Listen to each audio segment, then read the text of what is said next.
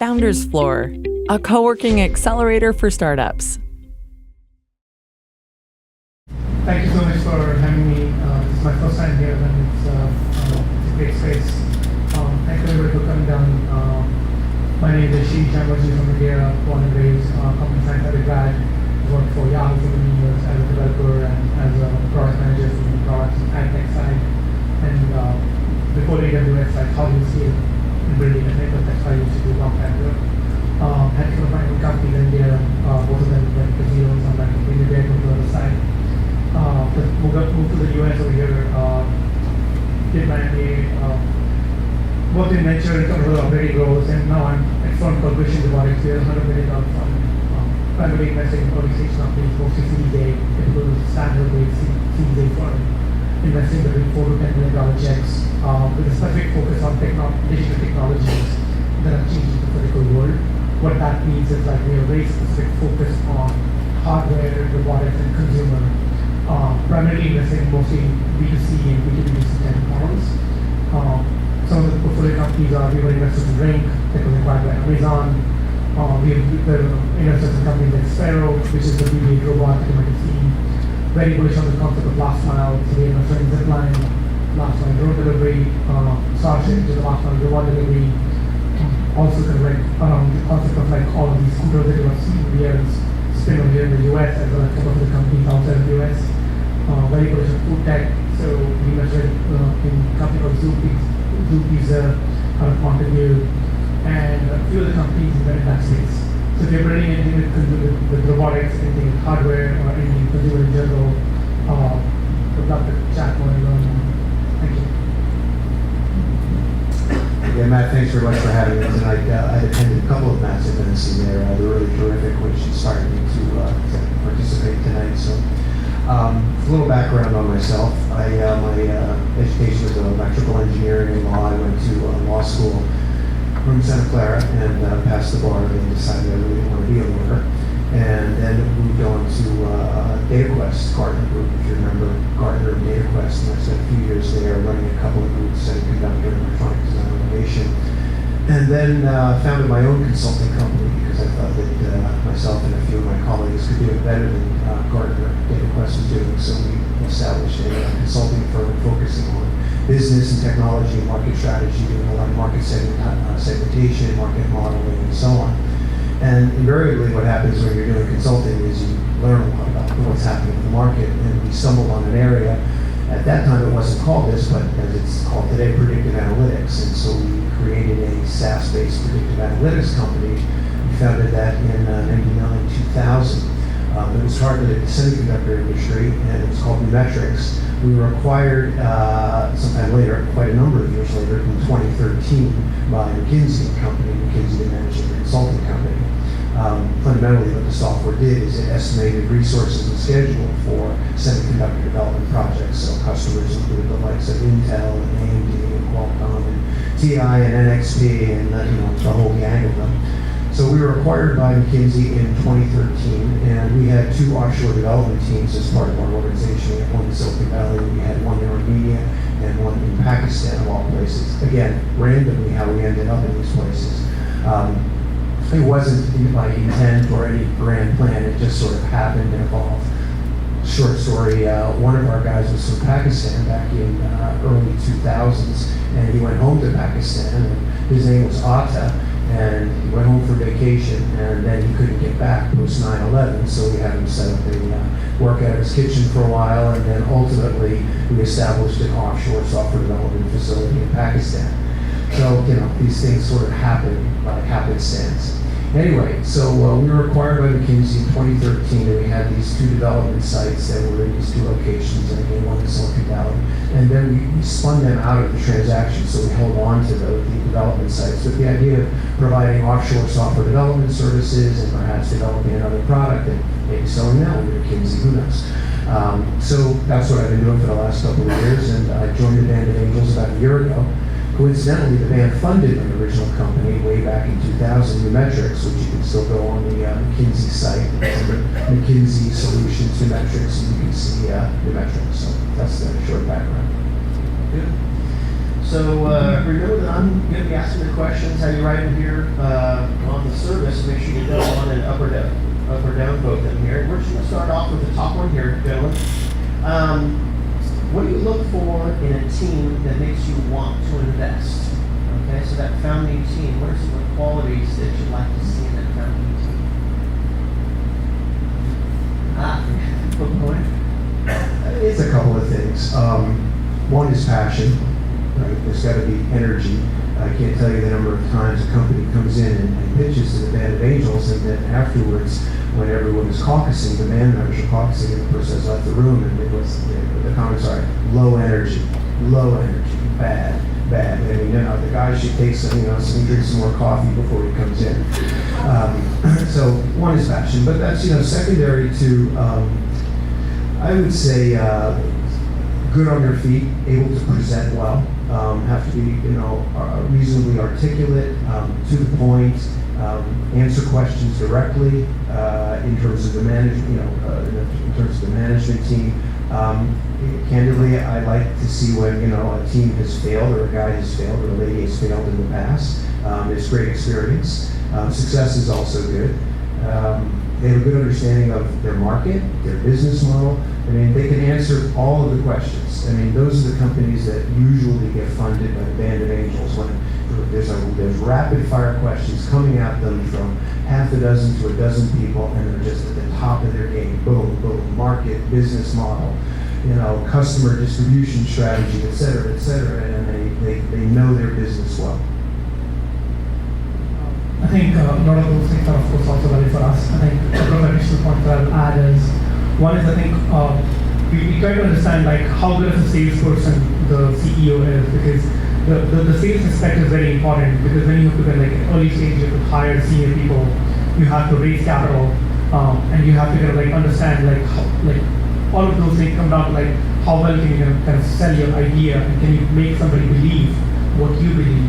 Because it's very important to bring investors and your employees along with you. And I think it's becoming increasingly more and more important for some of these capital inefficient business models. Like if you're trying to build something in the physical world, but it's extremely hard to grow and scale those. How much you can raise is kind of directly tied to how good you are from that perspective. I think second thing we look for is how scrappy is the entrepreneur. And how do they think about this business? Are they thinking about this business as a lifestyle business, or are they thinking about this business as something that they want to go and build a large company? And I think a lot of the ways in which people talk about and they behave, kind of a lot of these things. I mean, I will tell you one thing is in the VC business, we are, whether you like it or not, we are in the business of judging people all the time, right? I mean, that's the thing. Is we are basically we have to make, we get paid for having our own opinion and then investing in people at early stage. So from that perspective, it's like everybody have their own mental model where they try to figure out and see all these red flags.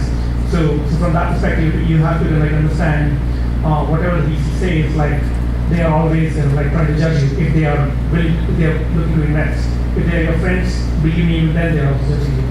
So from that perspective, I think keeping that in mind in terms of how you're going, putting your best foot forward is always the best way to go whether you're going to go pitch an investor. Yeah, that's Real quick. Key thing is that the CEO and management team, especially the CEO, has to be coachable. I can't tell you when an entrepreneur comes in and it's just very clear that this particular person is not coachable, and that just frightens investors away. I'll add to that the fact that we like to see technical teams, technically led teams, because at the end of the day, there's not a lot of cash at the start, and so you need individuals that can actually build that initial product, that MVP, get it out there, get some real traction. But at the same time, you still need individuals that can still have some business acumen about themselves as well. So you need to be able to, I say that sometimes you're kind of in a sales role all the time. Even though you don't think you are, you really are. And one of those examples would be, let's say, is that you're trying to bring another co-founder. You got to sell them on the company itself and the vision for that. Get them to leave their job from Google, work for you for next to nothing with equity possibly, or a small salary. You got to convince investors. You have to convince talented people to leave their company to work for an unstable startup. So, you need both of them, and that's something I'll kind of add to that. Next question, it's a good one. When seeing an attractive idea, what are the main things you look for to validate the pitch as worth investigating? Okay, so what in that pitch do you like to see to help? So this is a sort of a hot button for me. What angel investors are looking for fundamentally is evidence that the business opportunity is real and viable. And so they're looking for proxies for that. And the way I like to describe it is it's a constellation of data points that indicate the viability of the business. So for example, is there some revenue? It doesn't have to be a lot of revenue. So for example, for a software company, 10K a month ARR. So, 120,000 a year. It's like, guess what? Someone actually will pay me money for my product. An MVP, minimum viable product. A sales funnel, a sales pipeline, sales funnel. A management team that seems like it's together. A board of directors that has some marquee names on it. An advisory board. Potentially a strategic partner or strategic partner discussions in the works. All the things that if someone said to you, hey, here's a company, do you want to invest in it? What would you say? Well, you would say, show me some indicators that this thing is real before I'm going to hand over my money. So it's a constellation of those data points that indicate that the business is real. Because fundamentally angels, especially angels, because it's their own money, it's not their business, they're risk averse, right? They're trying to de-risk this thing. They're trying to figure out, is this thing viable? I think from our perspective, CJ, I think we are also going to try to understand how big the market is, because one of the biggest things that we look for is big markets trumps everything else. Like if you have a big market and if you're trying to build a big company, even if you don't succeed in building a big company, but you still you can build a big enough business to survive. But if you're going after a smaller market, like if you're telling like, hey, we have a $500 million market overall, and I'm going to get 20% of that, versus I have a $4 billion market and I'm going to get 5% of that. Which one's believable, right? I mean, you can think about from that perspective. So market is definitely a big thing that we always try to suss out. And I think one of the things that we look for is like, everybody just look at like these some big numbers from like just doing like one Google search and they'll say like, hey, my market is 30 billion, 40 billion. But then when you can like try to dig down and ask various filters, you very quickly realize that the market is like less than a billion, right? And it's just by like doing some of those like back of the envelope calculations, you can actually very quickly understand what what is the overall size of the market is. And I think that basically plays a significant role for most of the seeds agencies on that side. I think another thing that we try to understand is like, what is the contrarian view that the entrepreneur has? Like, why are they willing to spend the next 10, 15 years of their lives trying to build this product or service and spend significant amount of capital and energy on building this? So trying to understand like how much time they actually spend validating their idea and what are some of those things, going back to what Ron was saying in terms of understanding those things. I think looking at some of those traction points, understanding like who's your competition. Like people come in sometimes like, oh, I have no competition. I mean, guess what? You just told me that you haven't done your homework. Like if I can say like, just by looking at, I have entrepreneurs come in and talk to us and I can tell them like the companies that they don't know about, which are public companies in their space. Guess what? You're not going to get the money from anyone.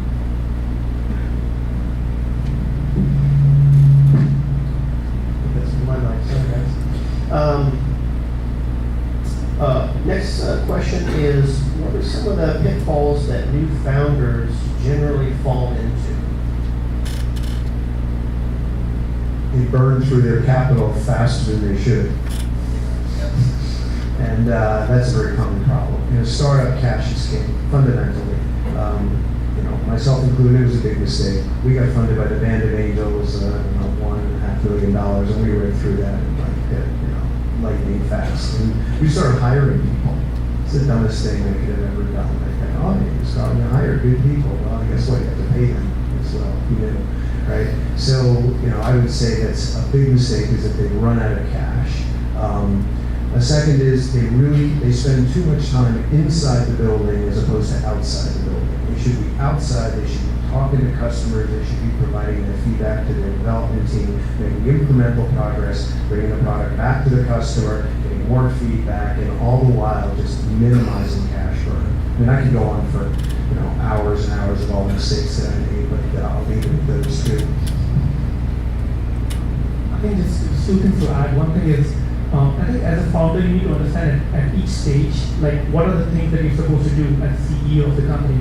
And I think some of the people that I've been advising, and this is like even true for like people who have built companies before, is like everybody thinks like, oh, like giving away delegation or like giving away control of something is so hard for CEOs or founders, or if they founders, like they don't give away things to somebody else to do because they think like, oh, I am the best person to do this. And I think, guess what? Everybody only has 24 hours in a day, and you have to identify like what is the number one thing that is required from your time today. Like for example, at an early stage, are you a product person? Are you a sales person? Are you supposed to do fundraising? Right. So from that perspective, or you have to go and hire people. You'll be surprised. Like some of the most successful CEOs spend 50% of their time just hiring people. If you just ask, if you meet any CEO of Series D or bigger, and you should ask them like, hey, what is the number one problem that you're trying to solve for, and how do you spend your time? You'll be surprised. They spend 50% of the time either hiring or on sales calls. So I think understanding that is very, very important as an early stage founder. Like what is those core one or two or three things that you should focus on, and giving away control of other things to other people around you.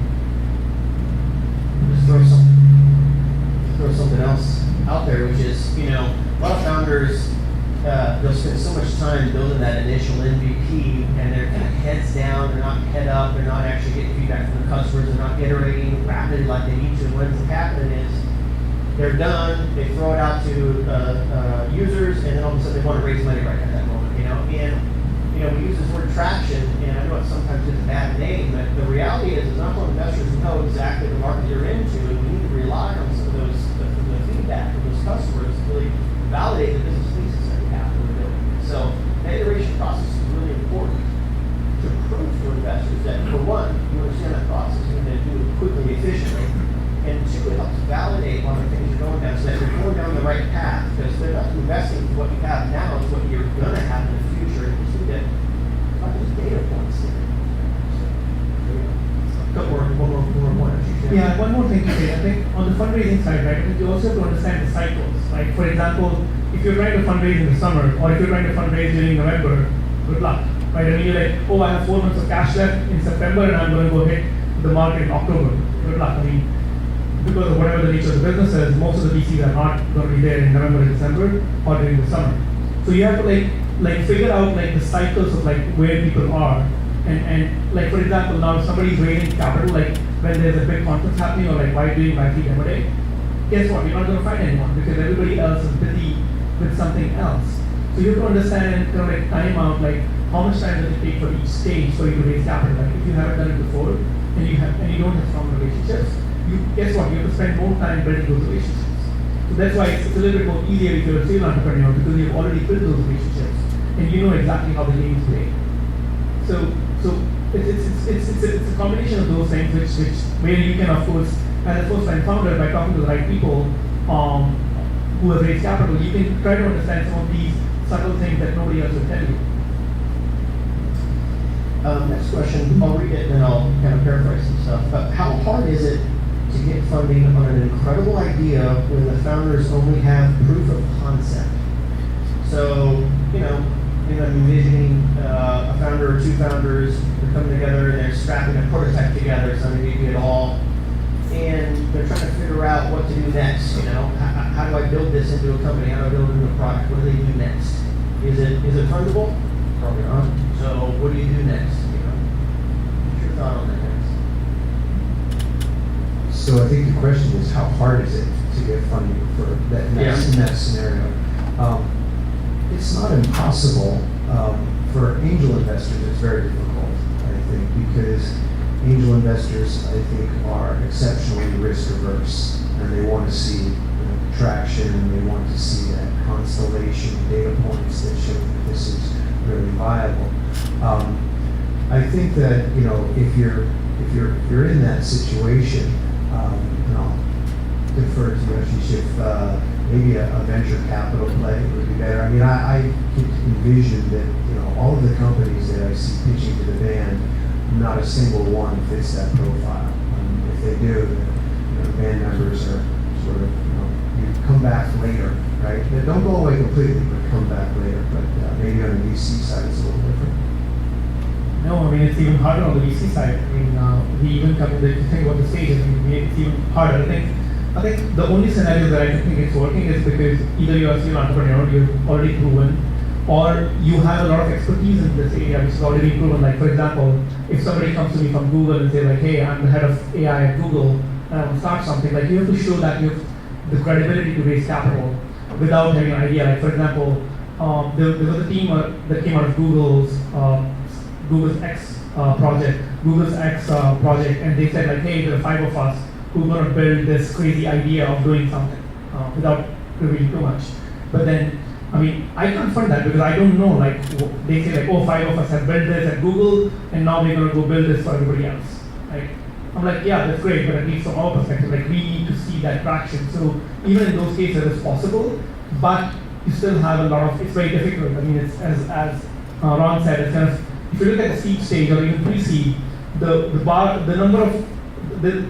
capital, but still, I mean, it's the amount of work, like, the product that people have built, it's becoming harder and harder at seed stage to raise the seed stage capital because people are spending so much more time and energy to kind of like build that. Like, I'll give you an example. There was a company that I met with where the founder has already put in a lot of his own capital and have spent a year and a half building the product already before when they went out and raised the seed round. So the bar for like raising even the first capital has gone tremendously high in the valley in terms of like doing that. So my understanding is like, I have not heard from like anyone who said that they've been able to raise capital just on a PowerPoint, like at least for the last year. Yeah. Well, I think that, I mean, unless you've made that VC money prior, you're not going to be able to raise on it only, unfortunately, you know. But, you know, especially software companies, there's so many services out there that are free or low cost that you can go and consume as you use, which is there's a little barrier to entry or to get you started, you know. So 2 technical founders, AWS, open source software, get you started on a what I call an MVP, which is like a pig with lipstick. It's ugly, it's functional though, with lipstick on it, and it looks a little better, you know. But it shows investors 2 things. One, that users it helps them visualize it, and you get a little traction with that. But secondly, it shows investors that you can find a way to win, basically, you know, and with limited resources, because they're wanting you to take that check and just do even better than what you're currently doing right now, you know, as opposed to, you know, not being able to strap it together. You gonna say something wrong? Yeah, the scenario that I've observed where companies can get funding from just a POC is to go to individual investors, and I've seen this quite a bit. You know, it's sort of an extension of friends and family. It's sort of introductions from friends and family, an individual or 2 that really believes in the space, understands the space, and will write a check for $100,000 or $200,000 or $50,000. So as opposed to it being an institutional play, it's an individual play.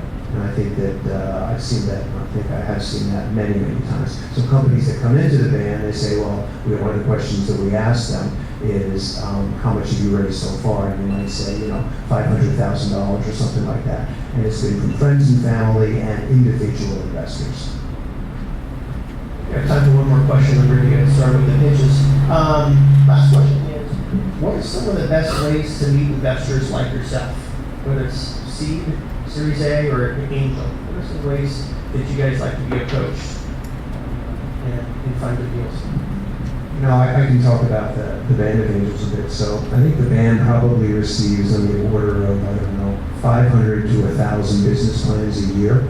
And of that, maybe 20 get funded. Of that, about 35 or so actually pitch to the entire band, and there's a whole process of screening that goes through.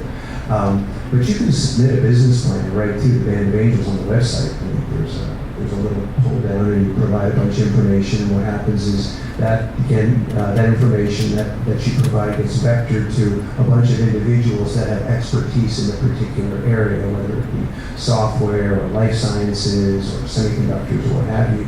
And so it goes through this rather rigorous vetting process, and you can get exposure to, a large number of band members that way. That's the more organized way.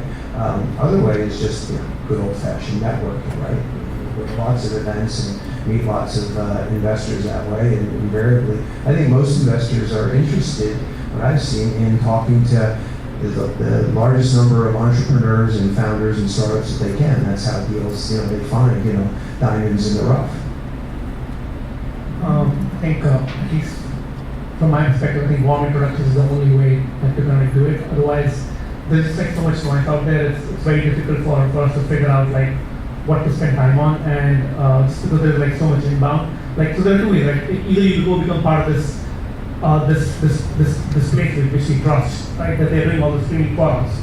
Like, for example, YC, Alchemist, Founder Store, right? So places like that where we know that somebody that you spend a lot of time and energy doing a lot of these vetting already, so that the people that they're meeting up with are already kind of like those things. Because what we're trying to do is like we're trying to optimize and spend quality time with the companies where we have a fit. So like and it's not that it's you, it's just like most of the time it's us, right? Because sometimes we don't understand your idea. Sometimes we don't know enough about your market. Sometimes we just don't know, we just don't have the bandwidth. Right? So like you also have to understand, like, if I'm looking at 3 deals right now, right, I just don't have bandwidth and time to look at. I mean, every firm has their own bandwidth capacity, right? So understanding those things also helps, figuring out those things. I think, for me, I mean, the best thing that works is like basically getting to, and that's true for like a lot of my friends also, is like if you're able to get to them via any of the warm interactions, that helps. I try to be as responsive as possible on LinkedIn and other places, but it's just like, I have like so many inbounds on an average day, I'm responding to between 50 to 100 emails. So you can just imagine like how much is like cognitive load we have in terms of like getting back to you. And one advice I always give people is like, be shameless, like just keep following up, right? I mean, just keep following up, because if your email like keeps popping up, like after a while, investor will tell you like, hey, stop bothering me, it's not interested for me, or they will respond back and or at least try to follow, because persistence is like one of those, or perseverance is one of those things that I definitely look for, right? Because I know like how much I have persevered to kind of like get to where I am from one of these things. And that's why I tell my partners like, be shameless, like what is there for you to lose?